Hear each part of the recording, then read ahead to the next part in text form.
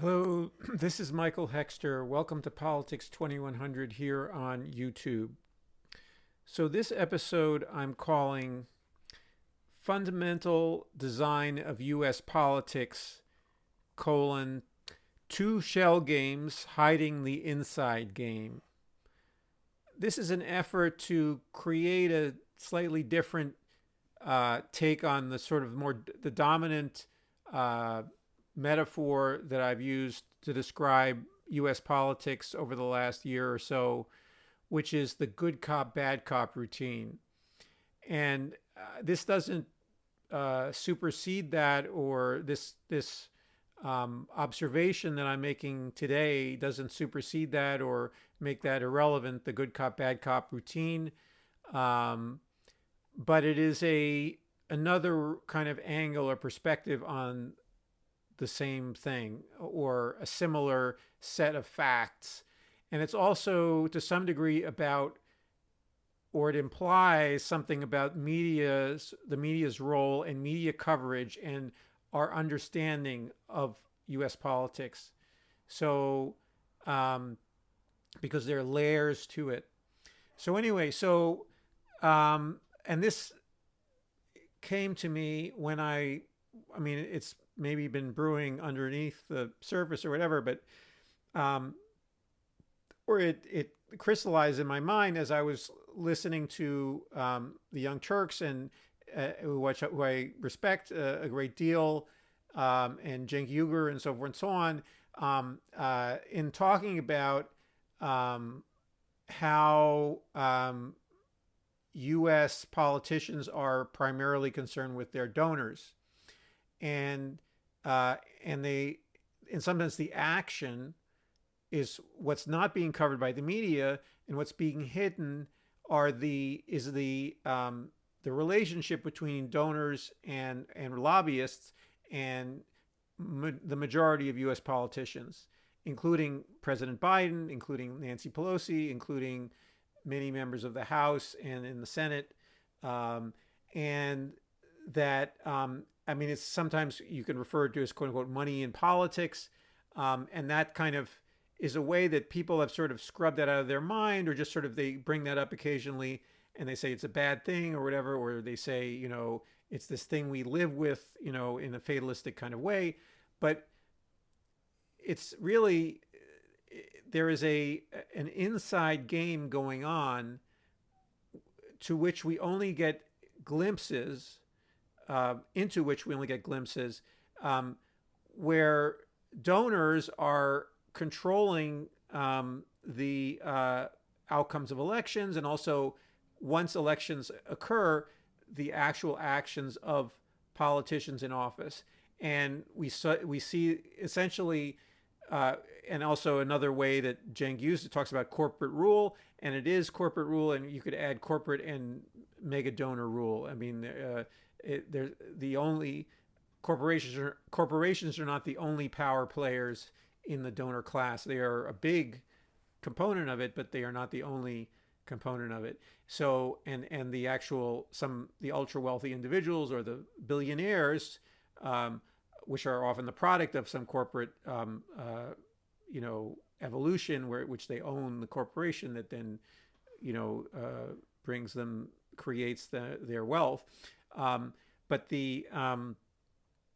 uh, the the fundamental actions and understanding how popular demands and popular interests and the promises and the rhetoric of politicians is not turned into reality, or is only partially turned into reality, could be explained by covering what I'm calling the inside game. And ideally, and this should be a challenge for journalism or some journalistic outfit and I think The Intercept, and Ryan Grimm and so forth, so on, there are others who, and the Young Turks and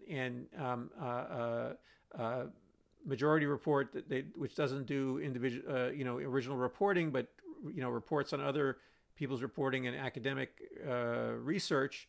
So is more of a commentary outfit.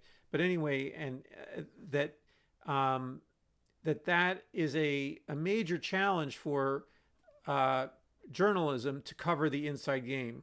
So what covers the inside game, or what shields the inside game from being known about, are what I'm calling two shell games, and there could be more than two shell games, but there are at least two shell games going on, run by each of the major political parties. And the shell games, now a shell game is a con basically, or it's a you're moving around some dice underneath, or an object underneath some shells, and so forth and so on, and it's really a sleight of hand trick. But shell game has come to mean basically sort of a scam, or a superficial distraction technique to actually to the underlying thing that's happening, which in the case of on street shell games is basically just ripping people off of their money through a confidence trick. And so and by creating this distraction of this challenge to follow the the object underneath the shells, okay, underneath the, or three card Monty or something, or there are a number of versions of the shell game. But anyway, the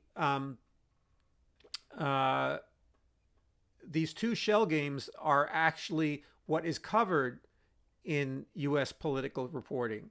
So, and it's what people see and what they hang on to for their political identities, and for, or at least their understanding of politics is basically and they don't understand them as shell games. They understand them as, or some of them do. So there's an underlying fatalism and basically also just an outright anger and fury about the level of corruption in U.S. politics. So I'm not saying people are totally fooled by these shell games, but the discourse is dominated by the shell game. So in other words, there is not no way, but it requires a great deal of research and going to YouTube channels like the Young Turks, or like Majority Report, or reading The Intercept, and other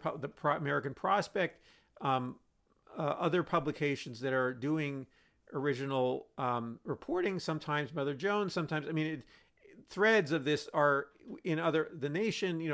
There are even in the New York Times, there are things there's data in there that can be used to create in my opinion, a truthful picture, a realistic picture of U.S. politics.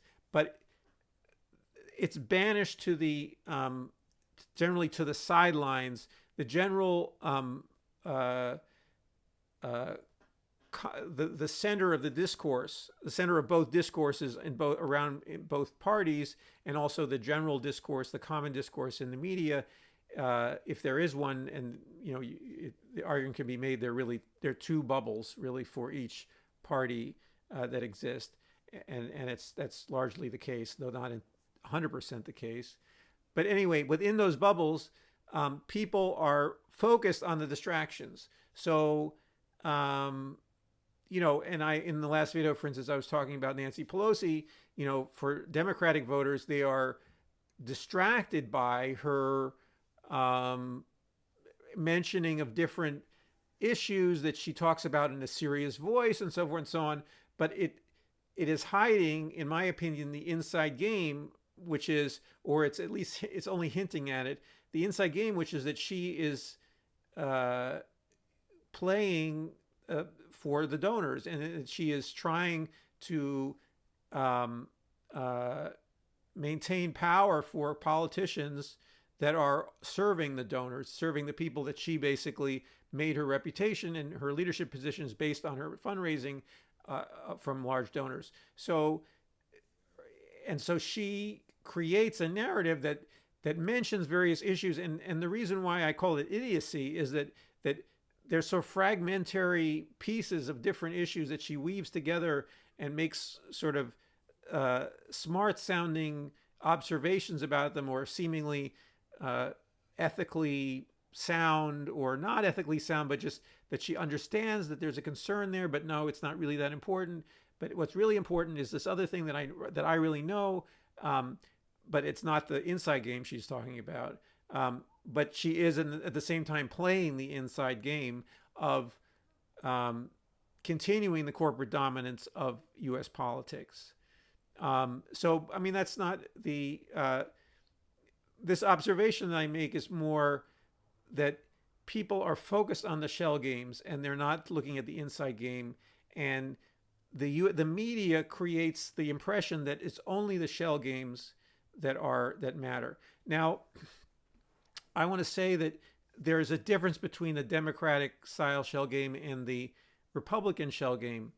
The Republican shell game, they're actually playing for keeps now. Okay, so in terms of power, political power.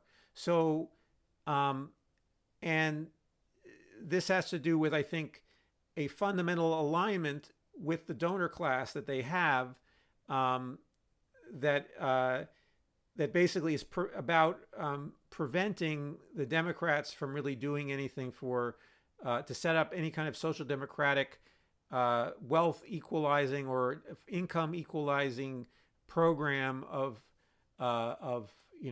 social welfare, job guarantee, a Green New Deal, Medicare for all, big, large-scale social programs that will take certain aspects of what are games that are being played in economic games in the U.S. economy, that where the corporate class and the mega rich win all the time, and taking them out of that domain and putting them in the public domain, taking the healthcare casino that we have and putting it into just basically a bureaucratic, in a positive sense, of just a rule-based public system of public insurance and maybe even also more public provision of direct healthcare services, certainly ones that are missing from our current healthcare system. So anyway, so there is more of an alignment. The Republicans seem to be allowed a lot to play more seriously, and the Democrats are also allowing them to do that. So there is this phenomenon that I've talked about throughout Politics 2100 of the Democrats really just seemingly playing for the other team and seemingly supporting the other team, which I'm calling political idiocy, and for the Democrats. But still, it supports their role in the inside game,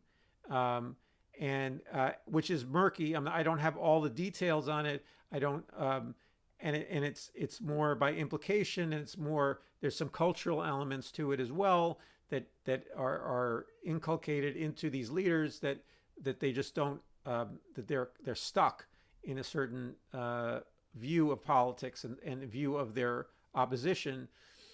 But anyway, the Democratic shell game and the Republican shell game differ in that the Democratic shell game is really, really frustrating and really infuriating for their base, while the Republican shell game creates satisfying emotional experiences for the Republican base. Now, it's a minority of the country, but they are highly motivated because that shell game they play, which is the continual stirring of xenophobia and of racism and of reinforcing social hierarchies and blaming the weak for their problems, or the weak, socially weak, the socially vulnerable for their problems, and continually pushing down on groups and creating what I've called a sadistic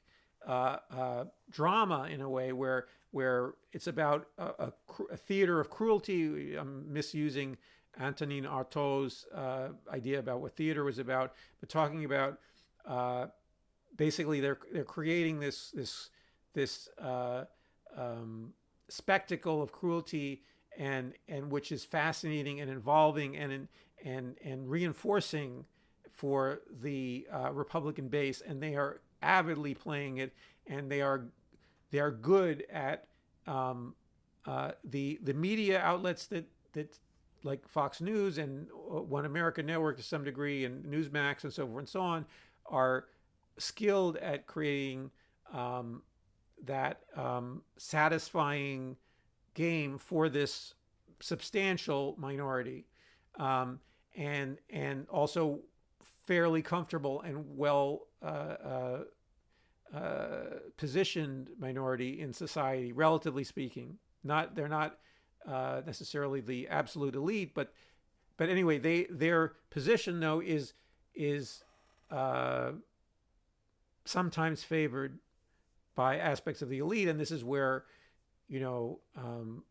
where fascism can come in, where the elites decide to align themselves and decide to at least see the future as being possible with a ethno-nationalist or ethno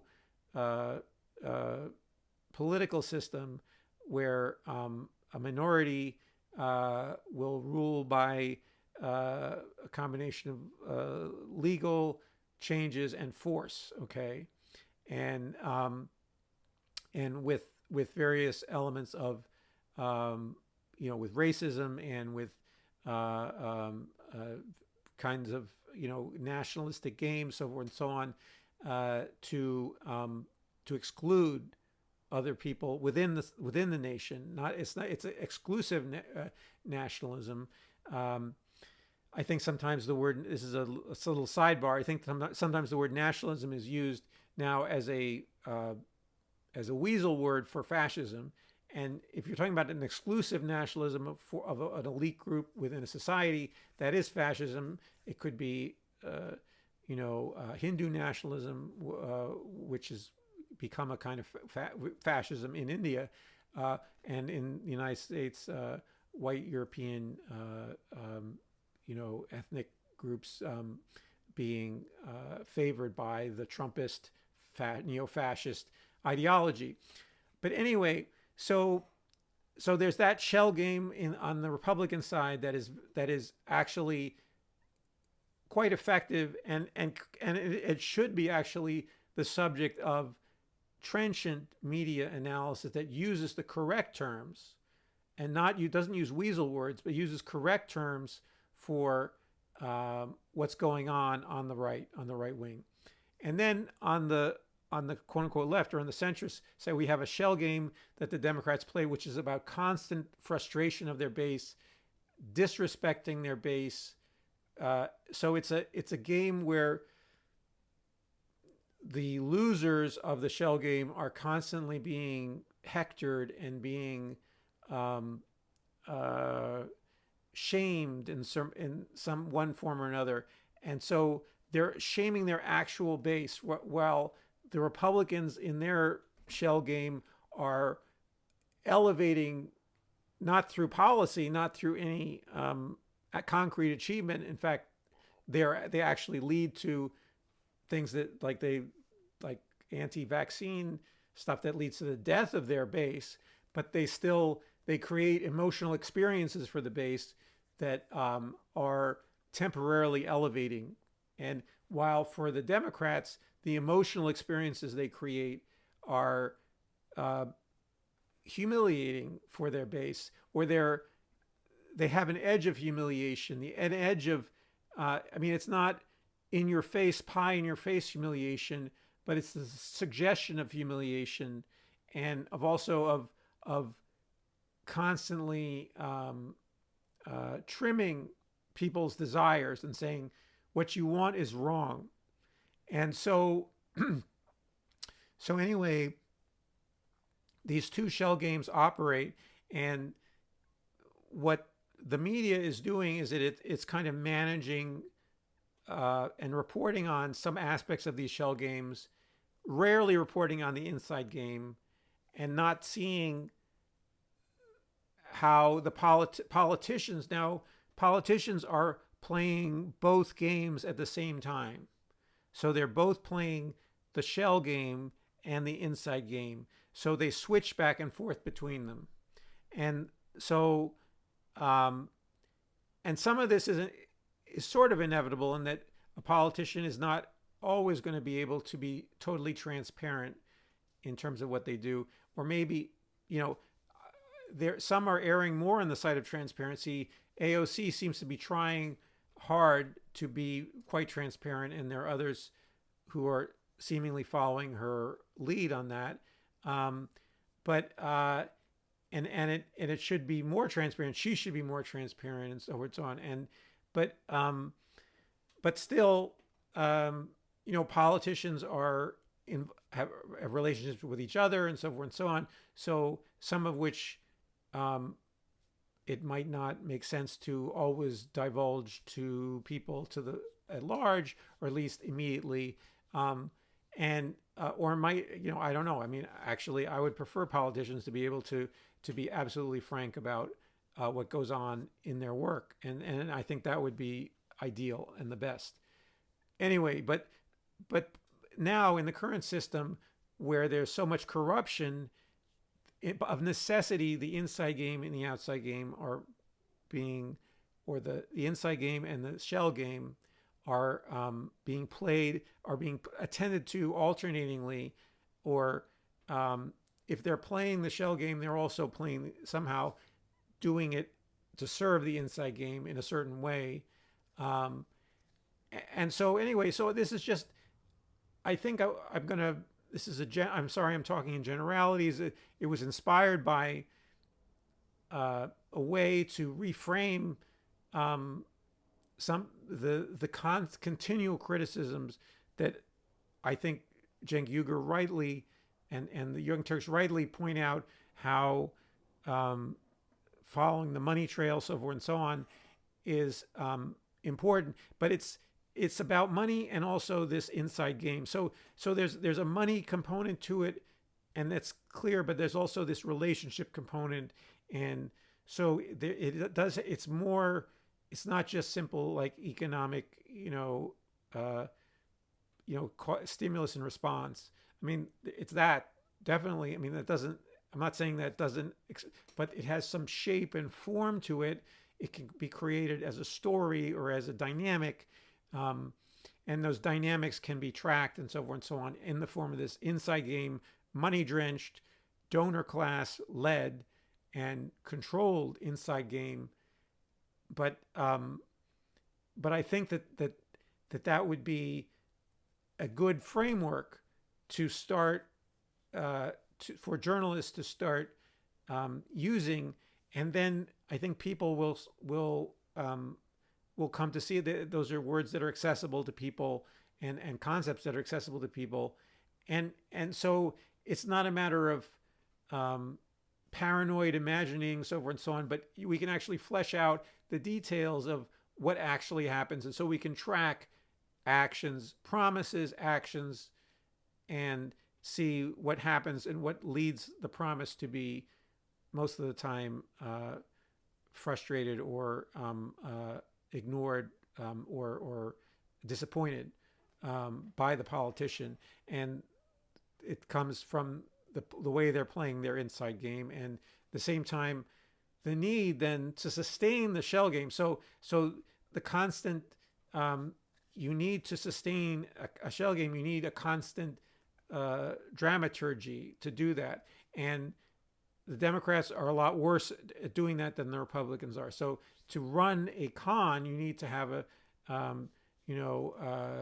think the David Mamet show, David Mamet, House of Games. I mean, there's a number of different movies that talk about con, I think grifters and so forth. So there's a whole, if you study cons, you see how there's a lot of stage managing and so forth and so on. It's all about that. It's all about, and so you can see that running the shell games, which is a low level con, it involves this dramaturgy, and so we should be able to track these things. And really, really, really good political journalism, they don't have to use these terms, but would be tracking inside game, shell game, inside game, shell game, and also maybe exceptional people who are playing the inside game more to the outside and more to their their voters, and are being more transparent,